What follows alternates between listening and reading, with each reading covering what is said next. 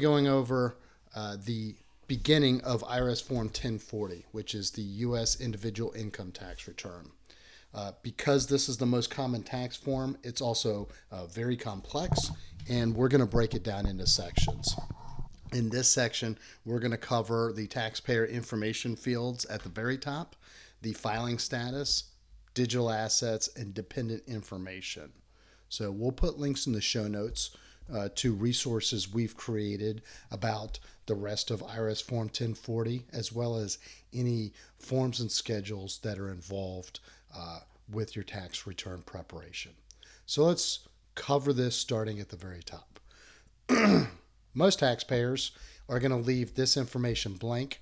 However, at the very top, you might see the information field for what's called a fiscal year. Most taxpayers, for example, are completing their 2025 tax return in the spring of 2026. But if you do have another tax year that operates on a fiscal year, meaning your tax year begins and ends on a different month and schedule than the typical calendar year, then you would enter the beginning and the ending date of your fiscal year. For example, the federal government operates on a fiscal year that begins every year on October 1st and ends the following year on September 30th. So you would enter that here if that applies.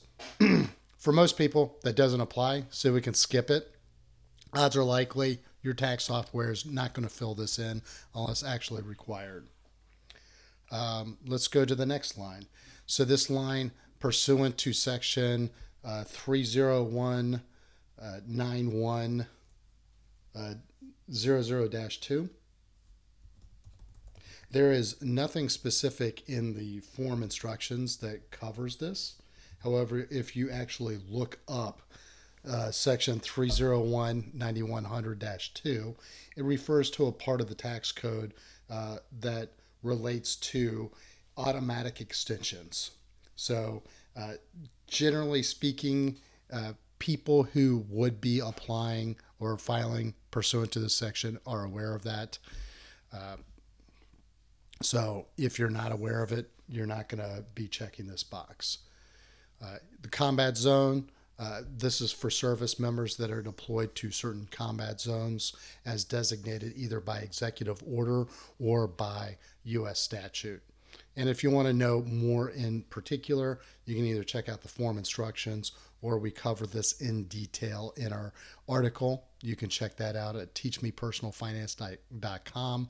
Type in IRS Form 1040 and you'll see that information there.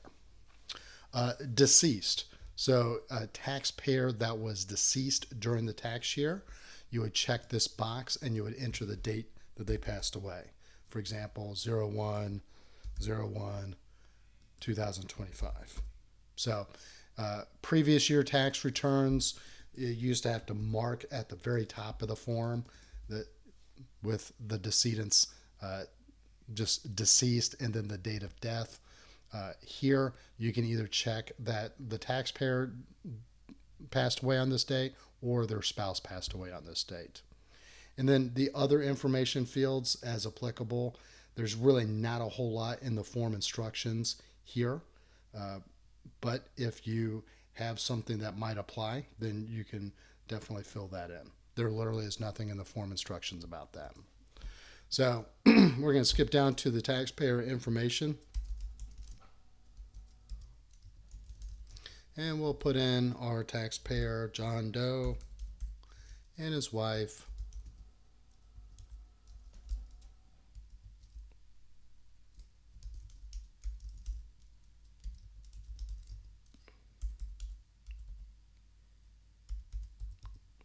And then their address. So a common question that I get is, if you just moved, what happens?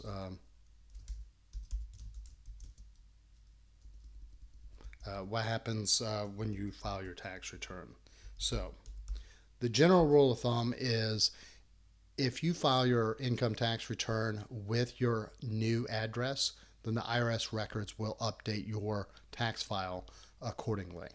So you don't have to file a separate change of address form if you file a Form 1040 or for senior citizens, Form 1040 SR with the updated address.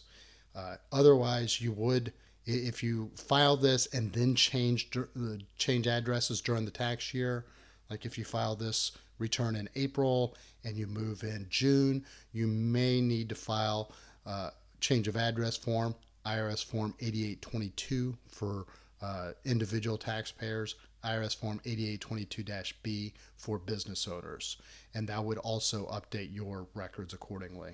But if you do nothing with that and you simply file next year with your updated tax information address, then your tax records should update automatically. So we put in John Doe's address. If this were a foreign country, we would put in the foreign country name. You would spell out the full name of the province or the state, and then enter their postal code as appropriate. The information here on the right-hand side, check this box if your main home and your spouse's was in the U.S. for more than half of 2025. There are a couple of tax incentives that require you to have your home in the United States for more than half of the year. So this just kind of clears that up so that the IRS can, do that extra level of diligence when evaluating your tax return. And then presidential election campaign, check here if you or your spouse filing jointly want $3 to go to the presidential election campaign. As you may or may not know, this doesn't come out of your tax refund. It does come out of the Treasury to a separate fund that helps support all presidential election campaigns, regardless of party. So completely optional to you. You don't have to check that, but checking that form does not reduce your tax refund.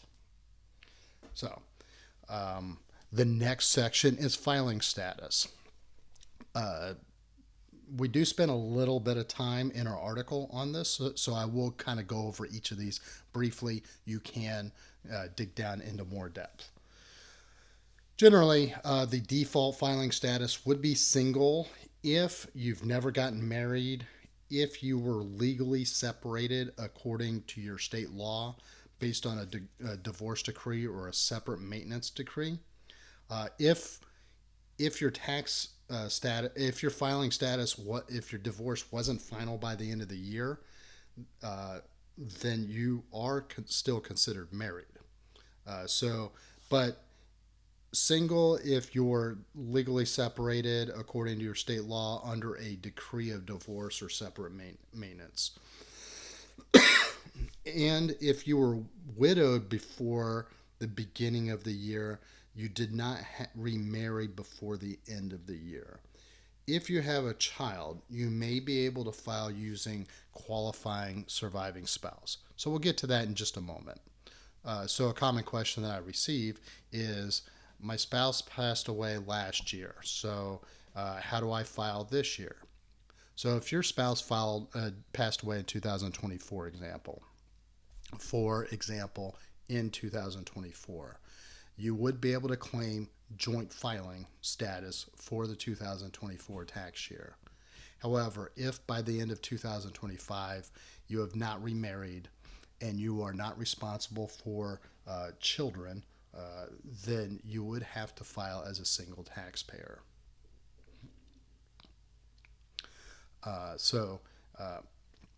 That covers single. That's the default filing status. If you're married, you're going to file either jointly or separately. So you can file either in 1 year. You can file the other status in an opposite year. But the key point is that for a lot of folks, married filing jointly is probably a preferred tax status for many tax benefits. There are a lot of tax benefits that get lost for separate tax filers, and people usually file separately only if there is a very specific financial reason. So there could be any number of circumstances where one spouse is better off claiming a benefit or kind of taken the hit, so to speak, and then the other spouse is able to receive whatever benefit they may be looking for. For example, Social Security and Medicare premiums, when people get older, they may be subject to Medicare premium surcharge known as IRMA, income related Medicare medical monthly adjustment amount. And so if the tax situation is such that you can't avoid IRMA at all, it might be better for one spouse to file separately if they are reporting zero income so that they can avoid paying that surcharge.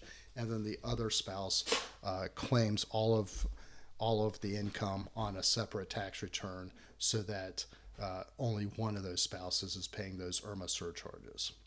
That's just an example, but in most cases, people are better off filing a joint tax return if they're married, unless there's a very specific financial benefit that you know you are better off filing a separate return for. So check either one accordingly. If you file a separate return, you will need to enter your spouse's social security number and their full name, just so that the IRS can balance the income that's reported on your return versus their return. Head of household, the tax filing status is something that you would check if you were legally separated according to your state law under a divorce decree, or if you're married but you lived apart for the last 6 months of the year and you have a home for certain other persons like dependents, right? So generally minors, qualifying children, or other dependents that you would be responsible for.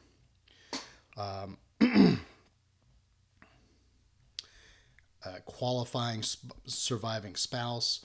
Again, you would need to enter your child's name if the qualifying person is a child but not your dependent. So otherwise, you would put your child here. So let's just say out of all of these statuses, John and Mary Jane are filing a joint tax return. Now, you would check this box if you're treating your non-resident alien or dual status alien spouse as a U.S. resident for the entire tax year. You would check the box, you would enter their name. There may be a specific reason why you're doing that. So if that doesn't apply to you, you can skip that. The next section, digital assets. So simply put, did you receive either as a reward, a payment for property or services rendered, or as an award, or did you sell, exchange, or dispose of any digital assets, which could include cryptocurrency, non-fungible tokens, NFTs that used to be popular a few years ago, etc., etc. So this isn't asking whether or not you're holding Bitcoin. This would be a question that you would answer to if you did exchange Bitcoin, if you sold Bitcoin for money, or if you were paid in Bitcoin for anything, for your job, or if you received Bitcoin because you sold something. So check yes or no accordingly. Dependent information, we're going to complete one column for their daughter Elizabeth. If you do have multiple columns, then basically you would need to follow the instructions. Simply put, you would attach an additional sheet of paper, and then you would put all the same information here. And you would just check this box to let the IRS know that you should have an attachment with more than, 4 dependent names on it. So we're going to put in Elizabeth's information.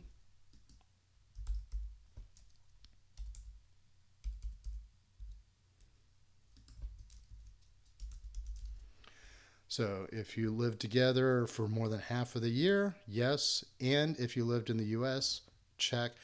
All of these check marks are so that the IRS can better examine, certain tax benefits that you may be eligible for.